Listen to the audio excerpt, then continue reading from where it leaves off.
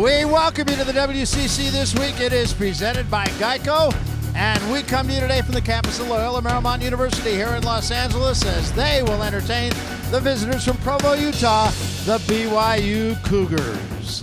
Let's take a look at the standings as they are right now in the West Coast Conference. And yep, there's Gonzaga, 11-0 and 23-1. It's the Zags, and maybe then it's everybody else in the WCC. Hi again, everybody. I'm Barry Tompkins, my partner Casey Jacobson. And Casey, you look at the Zags, they're undefeated in the conference. They've lost only one game. They literally are a shot away from being undefeated this year. And yet, there are some people who say, what do they do in number two? I think it's for a reason. Yeah, well, I love this Gonzaga basketball team, and I think that they're good enough to make a Final Four run. And I'm going to give you 3 reasons why I think that. The first is they got monster size. When you get deep in the tournament, most teams also have a bunch of 7-footers, and Gonzaga can match up with anybody. They got Shamik Karnowski and Domantas Sabonis. Between them, they average 21 points and 13 rebounds per game. And the second reason I really like this Gonzaga team is they got great point guard play. Having a great point guard in the tournament with experience is invaluable, and no one does it better than Kevin Pangos. He's a smart player, he's a good passer, and if you leave him open, he's going to shoot 46% from 3. And then last, this team is so deep. They have a bunch of difference makers and tough matchups. I mean, Kyle Wiltshire is one of the best pick and pop foremen in the country. Byron Wesley is unstoppable in the open court. What's not to love? Yeah, you got to love them. And, you know, when it comes to the tournament, it's all about matchups, and they can match up with anybody. Let's talk about hot teams in the West Coast Conference. It's been one team, then it's been another team. Well, right now, it's that team just down the road, the Pepperdine Waves. Yeah, we talked about them last week, how they kind of, stumbled a little bit in conference play, but they have really responded. In particular, a couple nights ago against Pepperdine, they went into halftime down 13 points and then came out of the gates in the second half and were everywhere. Got huge contributions from that young man right there, Lamar Murray Jr. Stacey Davis did his normal thing, 22 points per game, but a huge emotional game. And that look on Jeremy Major's face right there says it all. This Pepperdine team is now in sole possession of 3rd place in the conference. You know, and you can make a pretty good argument for this team that we're going to be watching today, too. LMU is on something of a roll. They've won 2 of their last 4 games, but they really could have won all 4 of them. They've been in them all, and they're starting to get a buy-in under new coach Mike Dunlap. He's a my way or the highway guy, but they're starting to buy in. Right now, Mike Dunlap is with the 3rd member of our broadcast team, Kelly Tennant. Kelly? Thanks so much, guys. Coach, you've won 3 of the last 4. What's been the key in this last run here? We've been taking care of the ball, so we're getting more shots at the rim. And then from a defensive standpoint, because we play a little bit of a mixture of a defense, they're getting the hang of it. Building momentum, you have someone like Evan Payne, Marin Mornar really doing well right now. What's the key in this type of matchup for those 2? Well, those guys have got to get us our numbers. It's not like we're going to pull our manager off and he's going to get us 23. And that's no secret to the coaches on the other side. So, we just try to work really hard for those guys. Everybody knows their role, and we're comfortable with them taking the most shots. You know that BYU is a team that likes to push the pace. They've been struggling lately, though. So what do you want to do against them? Well, everything is predicated on your first 8 seconds. So when you shoot the ball, you've got to be balanced on the other side of it. And so we just got to take care of that first 8 seconds to get settled. We got exposed. They did a great job at their place. So hopefully we'll do better today. Thanks so much, Coach. Good luck. All right, Barry, let's go back over to you. All right, thanks very much, Kelly. And Casey, I think the thing about Mike Dunlap, his reputation is as a teacher, and obviously those lessons are starting to pay off. Yeah, for we team. talk about it every single week that we do them. Mike Dunlap is one of the best teachers in all of college basketball. This team started out 0-5 in conference, but they've won 4 of their last 7 games. They get better every single week, and he deserves a lot of credit. Yeah, I think there's a lot to talk about in this game. It's the BYU Cougars and the LMU Lions. That's our game of the week. Right now, we're going to take you back to the studio on the other side of this commercial break. Yeah, these guys can dance, and you know what? They can talk, too. Geeter and a coach coming up when we come back on the West Coast Conference this week.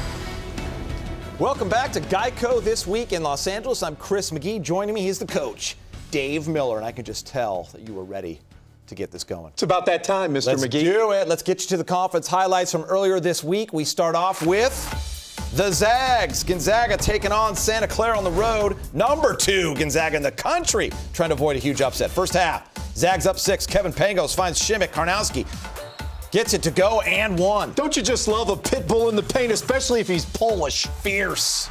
Later in the first, Santa Clara down 1. Jared Brownridge in transition. Pull up, knock it down. As James Worthy would say, measure up, measure down. Look at this, Coach. Broncos up 2 still. This is only the second time the Zags have trailed at half all season. Brownridge again. Santa Clara up 36-34 at the half. I just like the shot selection, getting good shot, getting in the paint. I thought Santa Clara played extremely well. Kevin Pangos takes his first shot of the night. And the Gonzaga all-time three-pointer hits the 3, game tied at 47. Next Gonzaga possession after stop. Pangos drives, finds Byron Wesley for the layup. Let's look at that again, Coach. Gonzaga up 2 here. You know, I love the baseline penetration, but it's the movement by Wesley that gets the easy bucket. Gonzaga up 8 now. Karnowski feeds the ball inside to Sabonis for the layup. Gonzaga wins 77-63. The Zags have gone unblemished in conference play 4 times in the Mark Few era, their most recent coming in 2012-2013 season. This season, they are 11-0 in the conference, have 7 games remaining on the season. Coach, is this a team that should get a number 1 seed in the tournament? Well, I would say this, Chris. If they're to win out, obviously they're set. Any loss, though, could be very disruptive, and you put your hands in the committee's thoughts, and that's not a good thing. But when you think about it, this team is ranked 2nd in both polls, the AP and the coaches. They've been a top 5 team for the majority of the season, and I've talked about the talent and the depth. But right now, the difference to me is Sabonis isn't playing like a freshman anymore coming off the bench. He leads the country in field goal percentage. Bell has become that lockdown defender that we've known, and they've got so many weapons. And when you look at them, they're efficiently offensively. They don't take bad shots. They pound the ball into the paint. They can stretch it, and they take care of the ball. I really like what they're doing. It's tough to say, is this their most talented team, but would you say balance? That I think is the most accurate. I keep hearing it's the best team yet, the most talented. Long way to go. They've yet to prove that to me. But I know they're balanced from top to bottom, and I know this is a team that has a method to their madness. They play extremely well. They're egoless. This certainly has a chance to be the best, but we'll see how far they go in March. All right, let's get you to some more highlights. We get you to San Diego at LMU. Maren Mornar. Loyola Marymount hosting San Diego. First half, LMU up 4 off the miss. Mornar finishes with a dunk. LMU up 10 at that break. Second half, LMU up 9. Chase Flint with the steal. Gives it up to Evan Payne for the dunk. Active hands, produce turnovers, easy offense. LMU just a 2-point lead under a minute to go.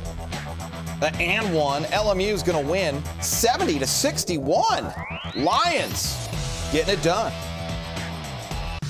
All right, game number 3. BYU at Pepperdine. Coach Dave Rose and his BYU Cougars sitting at 3rd in the WCC standings. First half, Tyler Hawes drives but misses. Isaac Nielsen grabs the board, finds Kyle Collinsworth for the 2-handed jam. Boy, a lot of bounce, relentless on the offensive glass. They need to dominate the paint. Sean Olden hits the 3 as time expires. BYU 38-25 at the half, but things would change. Tyler Hawes drives down the baseline. He's going to get the bucket and the foul. He missed the free throw. BYU is going to be up 7, but Pepperdine not going away, Coach. Reminds me of a poor man's Danny Ainge, can score from anywhere on the floor. Here you see Lamont Murray Jr. with a great finish and 1. And 1. Moments later, puts Pepperdine up 7. Murray Jr. Pepperdine just too much down the stretch. Stacey Davis gets the easy lay-in on the break. They go on to win 80-74. Coach, BYU and Pep battling for 3rd place in the conference. What a second half for Pepperdine. They outscore them 55-36. What changed? They attacked the zone and they got good shots. I mean, when you look to that first half, they were down 16. And this was a team that got Stacey Davis involved. 5 points in the first half. In the second half, he comes up and knocks down 17 for a total of 22. And one of the more impressive things is they got to the free throw line 31 times. And that was flipping the script because BYU gets to the free throw line more than any other team in the WCCC. They dominated the glass, and as you said, they got sole possession of third place. When you look at this team, they're really trending in the right direction, Chris. I mean, think about this. They have 2 road sweeps in the conference. Teams that can win on the road put themselves in a good position to win in the top 3 spots. This team has double sweeps. Yeah, it's amazing for them to sweep at BYU. I mean, what a job for Pepperdine. All right, let's move on to game number 4. It is Portland at San Francisco. Portland trying to avoid losing their 3rd straight. San Francisco trying to avoid losing their 4th straight. Portland starting strong. Bryce Presley hits the 3. Alec Wintering gets the assist. Pilots up 7-0 early. Second half, coach San Francisco trying to stay close. Here's Devin Watson. Well, Devin Watson, great footwork, holds the follow through. They need a lot more of him. Portland starting to pull away. Wintering, Kevin Bailey for the open 3. Moments later, Bailey again. Drives, hits the shot. Portland goes on to win 69-57. And we take a look at the WCC conference standings. Gonzaga alone at the top, 11-0, 23-1 overall. St. Mary's in the 2nd spot. And look at the Pepperdine Waves. They are now 8-4 and all alone in 3rd. Speaking of San Francisco, the University of San Francisco head coach Rex Walters is in his 7th season as the Dons head coach. He's coming off a 21-win season last year and capped it off winning WCC Coach of the Year honors. Nice accomplishment for Walters. But here's another one for his resume. A little segment we like to call Coach versus Coach with our very own Dave Miller. Coach, you're on the hot seat. Yes. We're going to go coach versus coach. Best player you've ever coached? Best player I've ever coached would be DeAndre Rice. Best player in the WCC? I would say the best player I've coached against would have been Matthew Dellavedova. Yeah. Toughest place to play in the league outside of USF? Gonzaga. What's your favorite non-basketball activity? Hang out with my kids. Favorite person you follow on Twitter? Basketball and Acumen's got a really good one. They do a lot of really good X and O type of stuff. One person, dead or alive, that you'd love to have lunch with? Jesus Christ. What superstitions do you have on game day? Everything. Where I walk, what I eat, the tie I wear, the suit I wear, the shoes I wear, how I walk to the game, what I do when the players are out on the court. It's nuts. It's pure insanity. If you had one superpower, what would it be? To get these guys to win a West Coast Conference championship. If you weren't a basketball coach, what would you be doing right now? I would probably be scouting or doing player development. Biggie or Tupac? Kanye. The Who or Led Zeppelin? The Who. Kardashian or Taylor Swift? Kardashian. Hashtag shake it off, Coach. Thanks for stopping by on the hot seat. Thank you. He's intense doing that as well, Coach. Well, he was that way as a player. Absolutely. But I'll tell you what I found out doing that, and you were there with me in the studio, is that he's so intense coaching, but he's a really good guy off the floor. I mean, he's a great role model. He's a great teacher. And here's the kicker. He's been where all these kids want to get to. He played in the NBA. So if you listen, he can get you there. Great point. All right, still to come on WCC this week, BYU guard Frank Bartley and his story of overcoming personal tragedy and making a name for himself in basketball.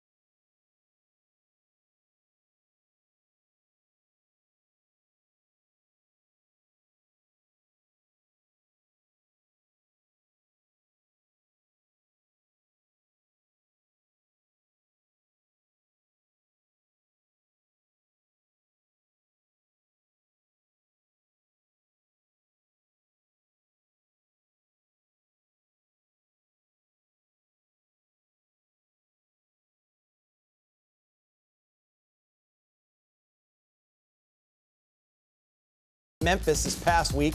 He shot a combined 64% from the field in those games. He's the 4th Bulldog player to receive Player of the Week honors this season.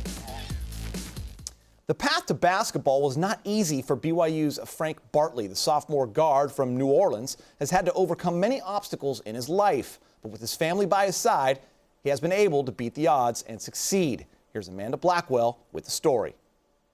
As a child in New Orleans, Frank Bartley wasn't on track to be the athlete he is today. I was short and fat. I never played sports. My parents owned a catering business, and I was always eating there. So you could just imagine I was not the smallest kid. He was also beginning to fall in with the wrong crowd. The crime was that bad. So my parents were really strict on who I hung out with and stuff. And I hung out with some people they didn't know I hung out with. I was hanging out with people I had no business hanging out with. But on August 29, 2005, life in New Orleans would completely change for everyone, including the Bartley family and an 11-year-old Frank. I remember Sunday, it just so happened to be turned on TV. And I'll never forget, his name was Bob Brett from New Orleans. He was a weatherman. And he was screaming at people in New Orleans, get out. He said, get out of New Orleans. This is an emergency. You're not safe here. So right there, we only had 2 hours to pack all our stuff, and we just left. With Hurricane Katrina looming, the Bartleys packed what they could fit in their SUV, leaving everything else behind, and traveled the normally 50-minute trip to Baton Rouge. This time, it took nearly 7 hours. They arrived safely at Frank's aunt's home, where they stayed with 22 total relatives, and together, they grieved for their city. It was sad, and then I had to watch my parents and my family, my other relatives, just sit there and cry and stuff. We had a lot of people stuck in the Superdome that we knew. It was a couple of months before Frank was able to go back to his childhood home in New Orleans. When he got there, it was hardly recognizable. The grass was just about tall as me. We found all kind of stuff just sitting in the lawn. We had 12 feet of water in the house, and the ceiling was like right here, and the water line was right here in the house. So it got everything. All the rooms were destroyed. The beds was flipped over. It was crazy. There was little the Bartleys were able to salvage from the home, but their strength as a family never faltered through the tragic ordeal. If it was a different family or a family that wasn't together, they wouldn't have made it. I'm really blessed to have two great parents, and I have 3 other sisters. I'm the only boy. And they made sure that we were safe by any means. The family was tasked with starting a new life in Baton Rouge. And for Frank, there was a newfound interest in sports. Me going to Baton Rouge changed my life. That opened the door for me to really realize what I can do. And I really saw I can do this. Play whether football, baseball, basketball, track, anything. So I committed myself to playing sports. I think these coaches really cared about me as a player and me as a person and trying to help me be the best that I can be. And that motivated me to be the best that I can be. Bartley felt as though the coaches and teams in Baton Rouge truly had his best interests at heart, and it was that same feeling that drew him here to BYU. I got recruited by a bunch of schools, and I noticed none of these coaches really came to see me play. Coach Pope and Coach Rose, they stayed a whole week of practice and literally called me every single day. They're just good people, and that feels like family back home. Now in his second year with the Cougars, Bartley's team not only recognizes his potential on the basketball court, but his strength off of it. It's got to be, a traumatic experience and something that I think Frank can relate to as far as when tough things happen, when he gets into, tough situations that he needs to get out of. I think it's one of those things that, I went through that, and, I can get through just about anything now. He just handles obstacles, and he handles things, and he kind of ebbs and flows with things and adjusts and embraces things and is able to grow from them, I think. And that's definitely something that when you have something as life-altering potentially as something like Hurricane Katrina, something that, again, just gives you that perspective. For Frank Bartley, family is where he draws his strength. He's not only found a family at BYU, but has all of Baton Rouge rooting for him too. If my mom was watching this right now, she'd probably crying, honestly. My mom is so proud of me. My dad is so proud of me. My dad is probably crying just as much as my mom. They're so proud of me. And I go back home in Baton Rouge, New Orleans, wherever. I got the whole city behind me. For the WCC This Week, I'm Amanda Blackwell.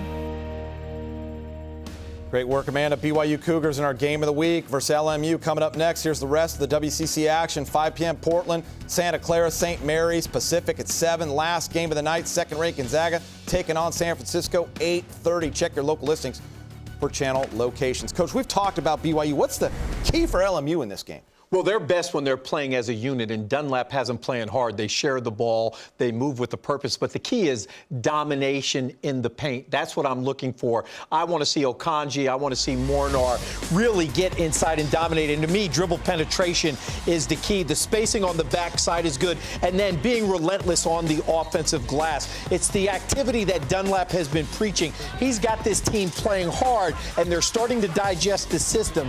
This program is in good hands. They've just got to figure out that one guy can't be the star. As more guys step up, and we've seen Mornar stepping up, now we've got to have one or two on the perimeter, and when it's a collective group and they play together on the same page, I think it's very prosperous down the road for LMU. As of late, they're playing well. Fired up. Good stuff, Coach. That's it from me and the coach. We'll get you back to Kirsten Pavilion.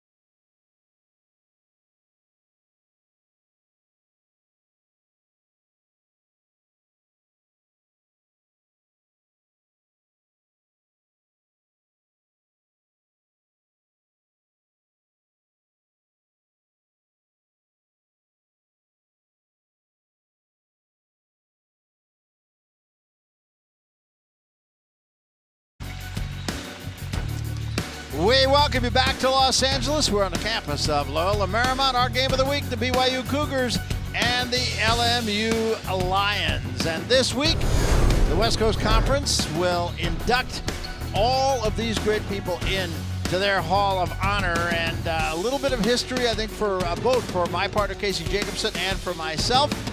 I'm Barry Tompkins, and lest you forget, that's Casey Jacobson right there. But you have a long history with one of those guys, Rick Adelman. Yeah, you know, my first year in the NBA, my rookie season in 2002-2003, Rick Adelman was the head coach for the Sacramento Kings, and Barry, they were awesome. They had Chris Webber, Peja Stojakovic, Mike Bibby, and yes, they were talented, but they were well coached. They had a great team chemistry, and since they let him go in 2006, the Sacramento Kings have not made the NBA playoffs. That's how good of a coach he is. Yeah, that'll tell you a story, won't it? And of course, Jim Bravelli, I grew up with Jim Bravelli in San Francisco, been a friend for all these many years, great player at USF, great coach at San Diego, great coach at the University of San Francisco, and also got his start, as a matter of fact, up in Portland, very much like Rick Adelman did. So, little history there, and that's the inductees into the West Coast Conference Hall of Fame. Let's talk about the X factors in our game. First of all, for BYU. For BYU, any big guy, and yes, you heard that right, any front court player that can play well today will be welcome. They haven't had much production down low at all. BYU's top scoring big man is Isaac Nielsen, averaging less than 4 points per game. Their top rebounder